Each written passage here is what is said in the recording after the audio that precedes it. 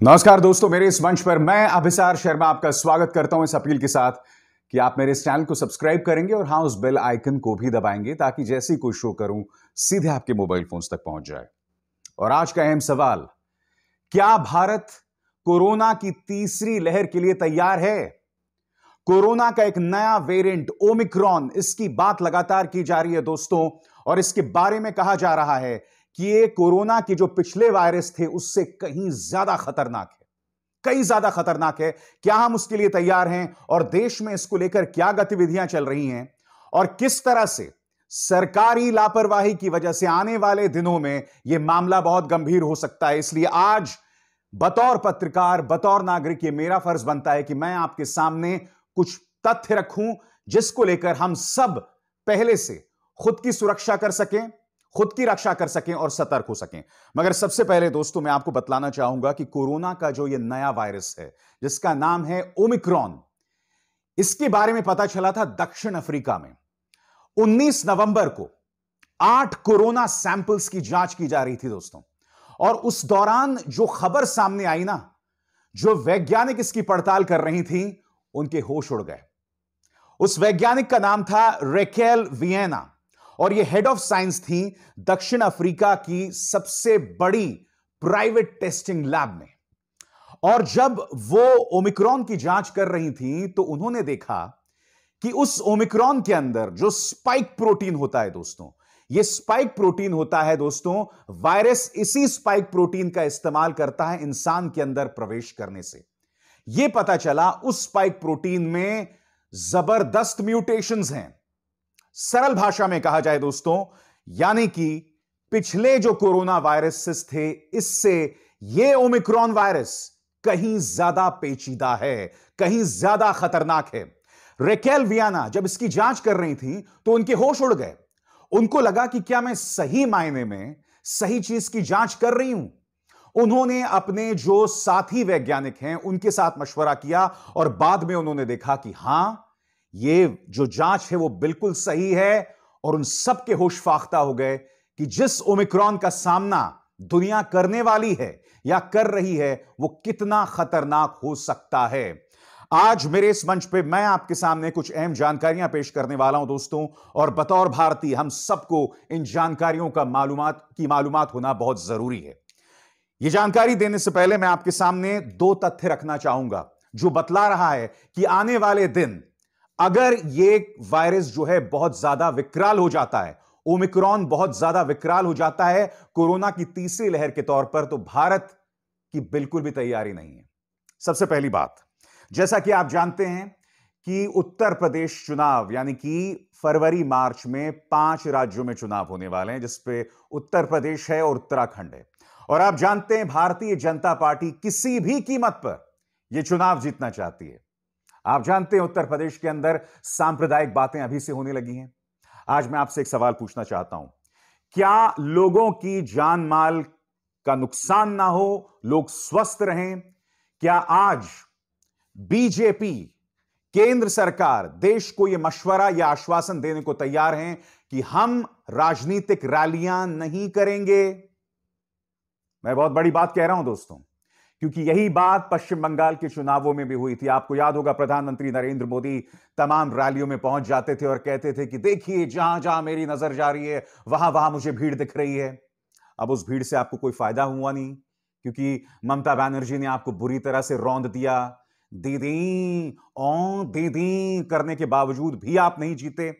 मगर आज ये बहुत जरूरी हो जाता है कि ओमिक्रॉन का ये वायरस, जिसके बारे में कहा जा रहा है कि बहुत पेचीदा है, क्या भारतीय जनता पार्टी सरकार देश को यह आश्वासन देने को तैयार है कि हम बड़ी चुनावी रैलीज नहीं करेंगे, वहां कोरोना के नियमों का पालन करेंगे?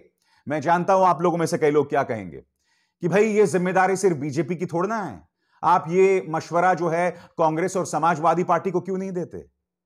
क्योंकि न राज्य में न केंद्र में कांग्रेस और समाजवादी पार्टी की सत्ता है। यह जिम्मेदारी किसी और को नहीं बल्कि केंद्र सरकार को लेनी पड़ेगी। दिशा निर्देश केंद्र सरकार यानी मोदी सरकार को जारी करना पड़ेगा।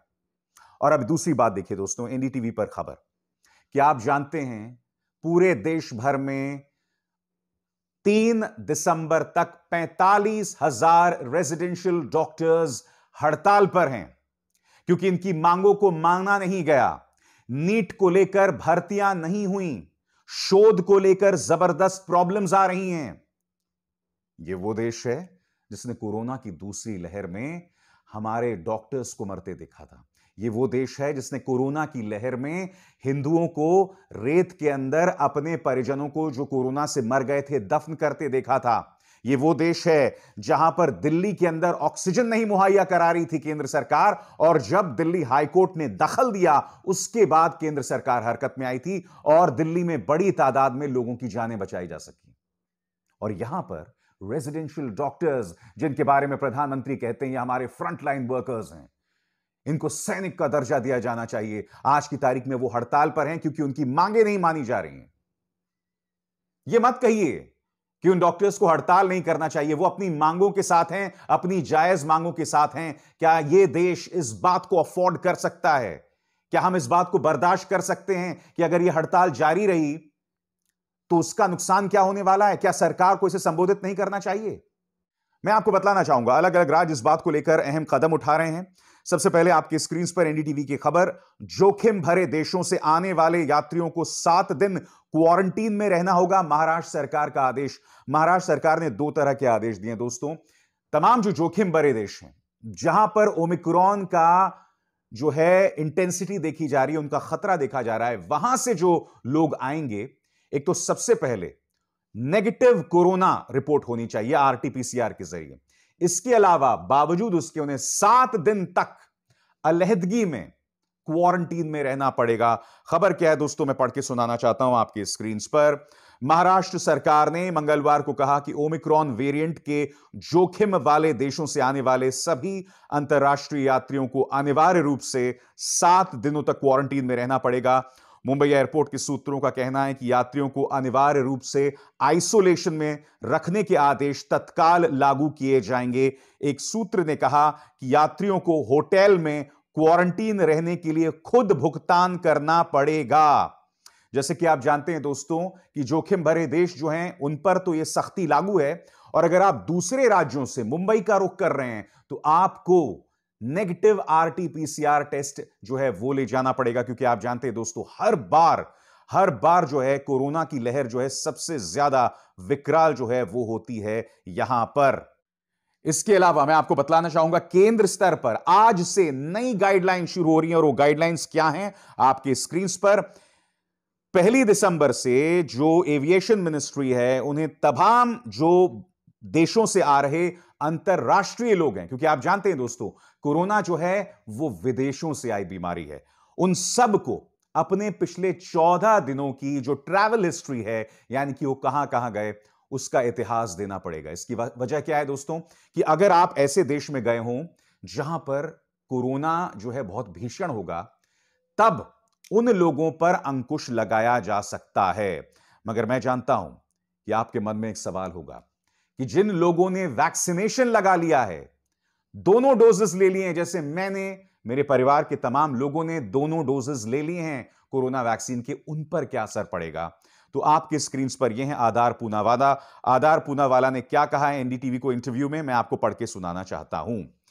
सीरम इंस्टीट्यूट ऑफ इंडिया के सीईओ आधार पूनावाला ने कहा है, कोरोना के ओमिक्रॉन वेरिएंट के खिलाफ कोविशील्ड वैक्सीन कितनी कारगर है, इसका अगले 2-3 हफ्तों में पता चल जाएगा। एनडीटीवी से खास बातचीत में पूनावाला ने कहा कि अभी यह नहीं कह सकते कि ओमिक्रॉन ज्यादा गंभीर है या नहीं है। ओमिक्रॉन को ध्यान में रखते हुए बूस्टर डोज संभव है। हालांकि उनका कहना है कि सरकार का फोकस फिलहाल सभी को कोरोना वैक्सीन की दोनों डोजेस दिए जाने पर केंद्रित रखना होगा। यानी कि 2 चीजें यहां पता चल रही हैं। सबसे पहली बात यह पता चल रही है कि अभी हमें कम से कम 3 हफ्ते चाहिए यह पता लगाने के लिए कि जो आपने अब तक वैक्सीन लगाई है उसका ओमिक्रॉन पर असर पड़ेगा या नहीं। दूसरी बात, कोरोना का जो नया वेरिएंट है ओमिक्रॉन, यह कितना गंभीर है, इसके बारे में भी अभी हमें वक्त लगेगा। और केंद्र सरकार की इस वक्त जो पूरा फोकस है दोस्तों, वो इस बात पर है कि किसी तरह से जो है हम सभी लोगों को कोरोना की जो है वैक्सीन के दोनों डोजेस वो दे दें। इस बीच मैं आपको बतलाना चाहूंगा कि दिल्ली के मुख्यमंत्री अरविंद केजरीवाल ये पहले ही कह चुके हैं कि सरकार को इंटरनेशनल फ्लाइट्स पर पाबंदी लगानी चाहिए। सरकार इसमें देरी क्यों कर रही है? मगर आपको सरकार की मजबूरियों को समझना होगा दोस्तों। अगर हम पूरी तरह से इंटरनेशनल फ्लाइट्स पर बैन लगा देते हैं तो इसका एक बहुत ही प्रतिकूल जो असर पड़ेगा हमारी इकोनॉमी पर, और यह संदेश जो है बहुत खतरनाक जाएगा, पैनिक फैल जाएगा और देश के लिए यह बहुत अच्छी बात नहीं होगी, क्योंकि हम ये लगातार कोशिश कर रहे हैं कि कोरोना की पहली 2 लहरों के बाद हमारी इकोनॉमी जो है वो जो है उसमें बेहतरी हो, वो उछाल आए उसमें, और अचानक इस तीसरी लहर का खतरा जो है वो एक बहुत ही खराब समय पर आया है।